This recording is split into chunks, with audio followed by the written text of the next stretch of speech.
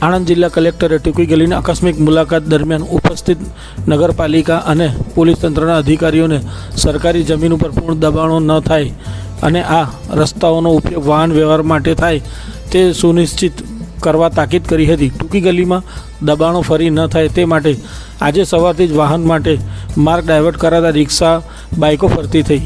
સ્થળ પર chief officer અને શહેર મામલતદાર હાજર રહી સરકારી દવાખાના તરફથી આવતા ટૂંકી ગલીમાં થઈ રેલવે સ્ટેશન તરફ વાહનો ડાયવર્ટ કરાયા।